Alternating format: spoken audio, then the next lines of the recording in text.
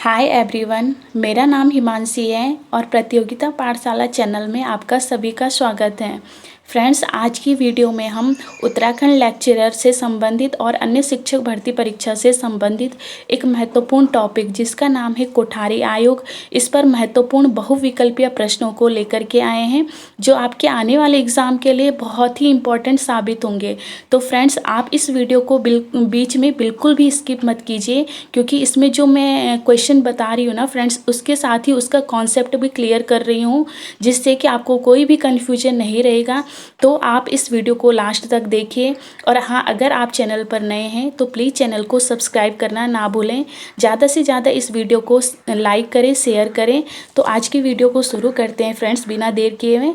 पहला क्वेश्चन है आपका, कोठारी आयोग का गठन कब किया गया था? कोठारी आयोग को राष्ट्रीय शिक्षा आयोग भी कहा जाता है। ऑप्शन है 14 जुलाई 1964, 15 अगस्त 1947 या 26 जनवरी 1950 या 29 जून 1966।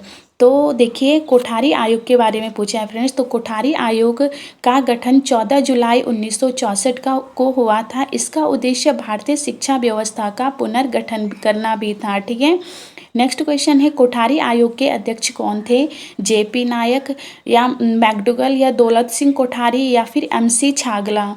तो देखिए, कोठारी आयोग के अध्यक्ष प्रसिद्ध वैज्ञानिक दौलत सिंह कोठारी थे, जो उस समय यूजीसी के अध्यक्ष यानी कि विश्वविद्यालय अनुदान आयोग के अध्यक्ष थे।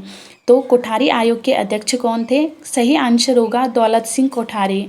क्वेश्चन नंबर 3 है फ्रेंड्स आपका, कोठारी आयोग को किस अन्य नाम से जाना जाता है? मुदालियर आयोग, राधा कृष्ण आयोग या शिक्षा आयोग या नेहरू आयोग?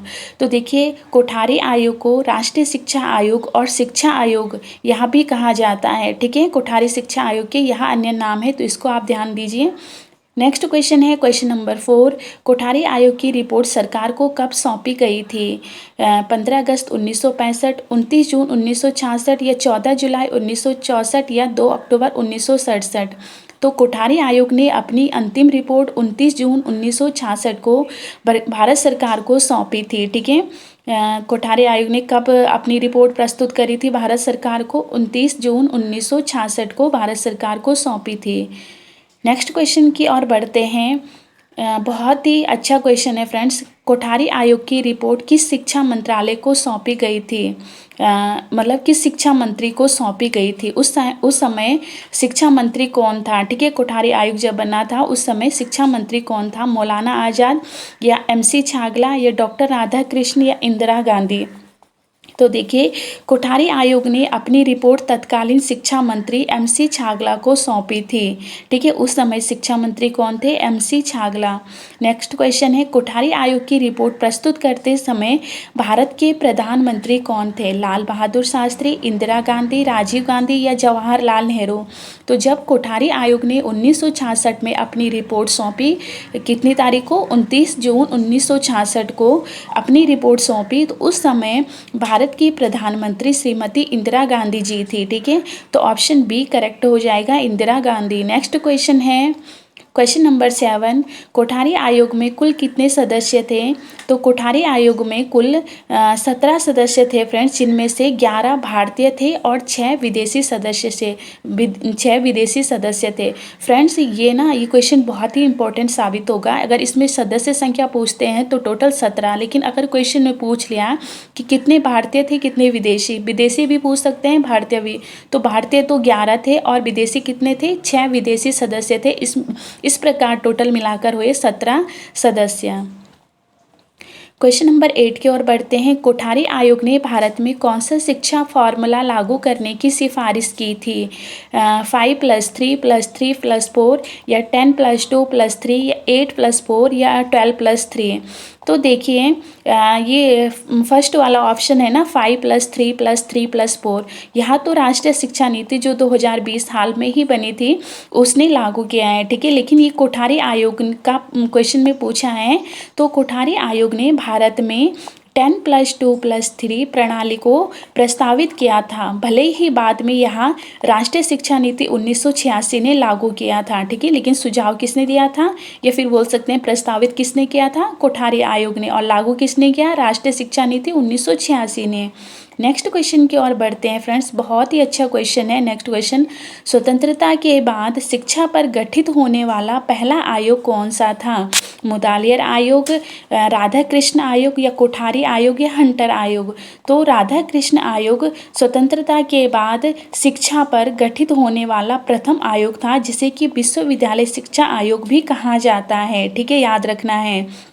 नेक्स्ट क्वेश्चन है, हाँ फ्रेंड्स, उच्च शिक्षा पर गठित होने वाला यह पहला आयोग था।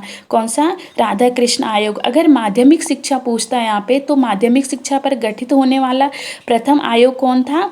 तो माध्यमिक शिक्षा से संबंधित कौन सा है? मुदालियर आयोग। लेकिन यहाँ पर उच्च शिक्षा या शिक्षा पूछा है, तो इस पर गठित होने वाला पहला आयोग कौन सा है? विश्वविद्यालय शिक्षा आयोग अर्थात राधा कृष्ण आयोग।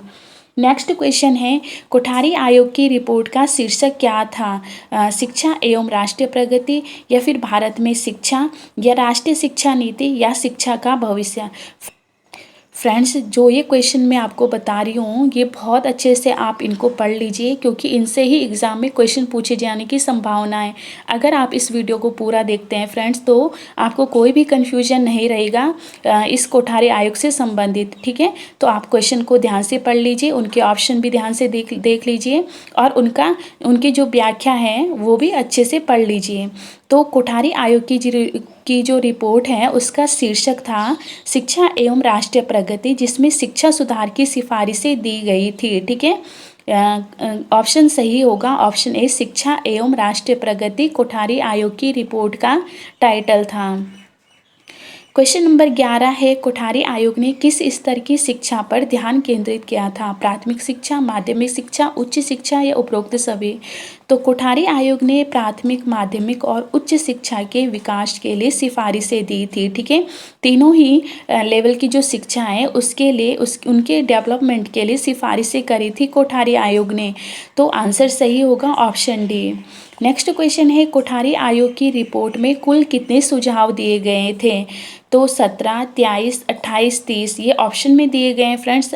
करेक्ट आंसर हो जाएगा इसका, कोठारी आयोग ने अपनी रिपोर्ट में कुल 23 सुझाव प्रस्तुत किए थे। ठीक है, बहुत ही इंपॉर्टेंट क्वेश्चन है फ्रेंड्स।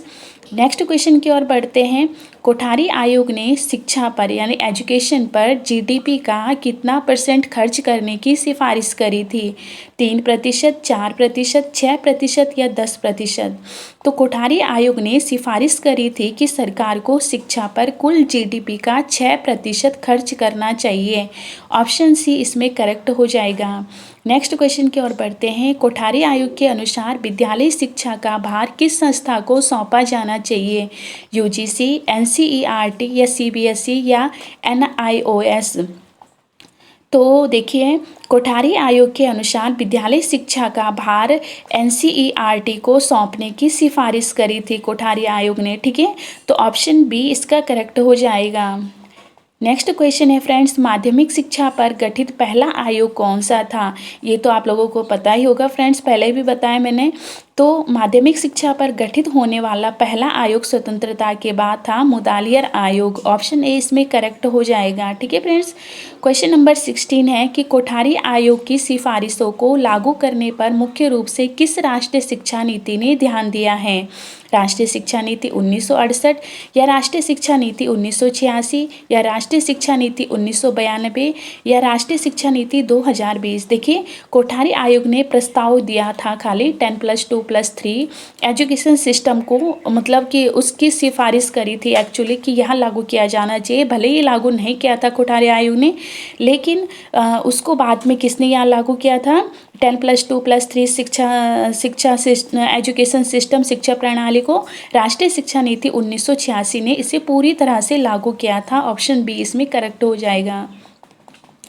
कोठारी आयोग ने शिक्षा में सुधार के लिए किस तरह के परिवर्तन पर जोर दिया था? आंतरिक परिवर्तन, गुणात्मक परिवर्तन, या फिर केवल बुनियादी ढांचे में सुधार होना, या फिर ए और बी यानी आंतरिक और गुणात्मक परिवर्तन दोनों? तो कोठारी आयोग ने शिक्षा में आंतरिक यानी इंटरनल और गुणात्मक परिवर्तन दोनों पर ही बल दिया था, ताकि शिक्षा प्रणाली जो एजुकेशन सिस्टम है उसको अधिक प्रभावी और प्रासंगिक हो सके। तो डी ऑप्शन यानी कि कोठारी आयोग ने शिक्षा में सुधार के लिए आंतरिक परिवर्तन और गुणात्मक परिवर्तन दोनों पर ही जोर दिया था। क्वेश्चन नंबर 18 है फ्रेंड्स आपका, कोठारी आयोग ने किस विषय पर विशेष ध्यान देने की सिफारिश करी थी? विज्ञान, गणित और इतिहास और राजनीति, या संगीत और कला, या खेल और स्वास्थ्य? कोठारी आयोग ने विज्ञान और गणित को प्राथमिकता देने की सिफारिश करी थी ताकि भारत जो है तकनीकी और वैज्ञानिक दृष्टिकोण से सशक्त बन सके। नेक्स्ट क्वेश्चन है, कोठारी आयोग ने शिक्षक शिक्षा यानी टीचर एजुकेशन में सुधार लाने के लिए क्या सुझाव दिया था? शिक्षकों की वेतन में वृद्धि होनी चाहिए, या प्रशिक्षित शिक्षकों की अनिवार्यता हो, और शिक्षक प्रशिक्षण संस्थानों की स्थापना का सुझाव भी दिया था, और उपरोक्त सभी। तो देखिए, कोठारी आयोग ने शिक्षक शिक्षा को सुधारने के लिए उच्च वेतन, अनिवार्य प्रशिक्षण और एक नए शिक्षक प्रशिक्षण संस्थानों की स्थापना की सिफारिश की थी। फ्रेंड्स, इसमें ना सिफारिश पूछा है, सुझाव पूछा है, ना कि लागू करना। ठीक है।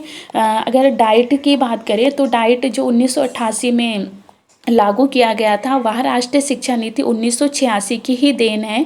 ऑपरेशन ब्लैक बोर्ड भी 1986 की ही देन है। ठीक है। लेकिन इसमें सिफारिश पूछा है या सुझाव तो कोठारी आयोग ने दिया था। इसका करेक्ट आंसर उपरोक्त सभी होगा। ठीक है। क्वेश्चन नंबर 20 है फ्रेंड्स आपका, कोठारी आयोग के अनुसार शिक्षा का मुख्य उद्देश्य क्या होना चाहिए? मतलब क्या था, मतलब एक हिसाब से बोले तो रोजगार उपलब्ध कराना, समाज में सामाजिक बदलाव लाना, या केवल परीक्षा प्रणाली में सुधार करना, या केवल उच्च शिक्षा को बढ़ावा देना? तो देख लीजिए फ्रेंड्स, कोठारी आयोग का मानना था कि शिक्षा केवल रोजगार तक ही सीमित नहीं होनी चाहिए, बल्कि यहाँ सामाजिक बदलाव का एक महत्वपूर्ण साधन होना चाहिए। तो कोठारी आयोग के अनुसार शिक्षा का मुख्य उद्देश्य समाज में सामाजिक बदलाव लाना था। नेक्स्ट क्वेश्चन है फ्रेंड्स आपका, कोठारी आयोग ने किस एजेंसी को शिक्षा नीति तैयार करने और क्रियान्वयन की जिम्मेदारी देने की सिफारिश की थी? यूजीसी, एनसीईआरटी, शिक्षा मंत्रालय, या राष्ट्रीय शिक्षा बोर्ड? कोठारी आयोग ने एनसीईआरटी को शिक्षा नीति को तैयार करने और उसे लागू करने की मुख्य जिम्मेदारी सौंपने की सिफारिश करी थी। ऑप्शन बी इसमें करेक्ट हो जाएगा। नेक्स्ट क्वेश्चन है, कोठारी आयोग ने किस शिक्षा स्तर पर सार्वभौमिक और अनिवार्य शिक्षा की सिफारिश करी थी? प्राथमिक, माध्यमिक, उच्च शिक्षा, या व्यावसायिक शिक्षा? तो देखिए, किस शिक्षा स्तर पर पूछा है, तो कोठारी आयोग ने 14 वर्ष तक की 6 से 14 वर्ष तक की सभी बच्चों के लिए निःशुल्क और अनिवार्य प्राथमिक शिक्षा सुनिश्चित करने की सिफारिश करी थी। ऑप्शन ए इसमें करेक्ट हो जाएगा। कोठारी आयोग ने उच्च शिक्षा में किस प्रणाली को लागू करने की सिफारिश करी थी? 10+2+3 प्रणाली इसका करेक्ट आंसर होगा फ्रेंड्स। ठीक है। कोठारी आयोग ने शिक्षा के लिए 10+2+3 प्रणाली की सिफारिश करी थी, जो आज भी भारतीय शिक्षा प्रणाली में लागू है। क्वेश्चन नंबर 24 है फ्रेंड्स आपका, कोठारी आयोग की रिपोर्ट के अनुसार शिक्षा पर बजट में न्यूनतम कितना प्रतिशत व्यय किया जाना चाहिए? 3%, 6%, 10% या 15%? तो कोठारी आयोग ने शिक्षा पर बजट का न्यूनतम 6% खर्च करने की सिफारिश करी थी, लेकिन आज भी यह लक्ष्य पूरी तरह से प्राप्त नहीं हुआ है। ठीक है। तो ऑप्शन बी 6% इसमें सही आंसर होगा।